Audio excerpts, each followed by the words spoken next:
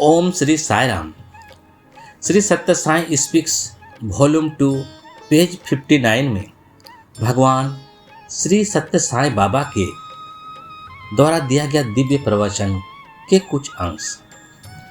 स्वामी कहते हैं, आप में से कुछ लोग प्रतिदिन होने वाले इन सायंकालीन सत्संगों और प्रवचनों से शायद उब चुके होंगे। आध्यात्मिक विषयों की चर्चा और अनुशासन संबंधी नियम को सुनना हर किसी के लिए सरल नहीं होता। कुछ लोग सोचते होंगे कि वे प्रशांति, नीलम शांति और मौन पाने के लिए आए थे, लेकिन यहाँ उन्हें लंबे समय तक बैठकर प्रवचन सुनने पड़ रहे हैं। परंतु मैं आपको बताना चाहता हूँ कि इन महान विद्वानों के प्रवचन अत्यंत मूल्यवान है।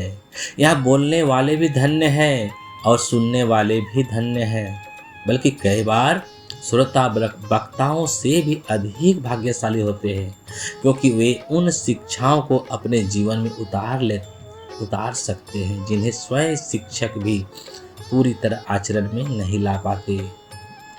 एक पंडित था जो अत्यंत अनुशासित जीवन जीता था। उसका हर कार्य निश्चित समय पर होता था। वह प्रातःकाल उठकर ओम का जाप करता, स्नानादन के बाद ठीक रात 7 बजे दूध पीता। दूध लाने वाली एक स्त्री नदी के उस पार रहती थी और उसे नाव से नदी पार करनी पड़ती थी। कभी नाव जल्दी निकल जाती तो कभी देर से आती, जिसके कारण वह कई बार देर से पहुंचती। इससे पंडित बहुत क्रोधित हो जाता। एक दिन उसने क्रोध में कहा, तुम उस बेकार नाव पर क्यों निर्भर रहती हो? क्या तुम्हें पता नहीं कि तुम राम का नाम जपते हुए चलो तो नदी पार कर सकती हो? राम तुम्हें डूबने नहीं देंगे। दूध वाले ने इन शब्दों को पूर्ण श्रद्धा से स्वीकार कर लिया। अगले दिन उसने राम नाम का जप करते हुए नदी पर चलना शुरू किया और सचमुच बिना डूबे नदी पार कर गई। उसकी अटूट श्रद्धा ने उसे यह शक्ति दी। जब पंडित ने देखा तो वह आश्चर्यचकित रह गया, क्योंकि वह स्वयं विश्वास नहीं करता था कि केवल राम नाम का जाप ऐसे चमत्कार कर सकता है। यह कथा हमें सिखाती है कि सच्ची भक्ति और दृढ़ विश्वास में असीम शक्ति होती है।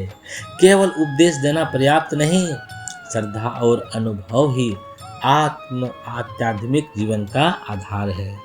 भक्त को अपने अहंकार और अलग अस्तित्व की भावना को त्याग कर ईश्वर में लीन हो जाना चाहिए। सेवक का अपना क्या है?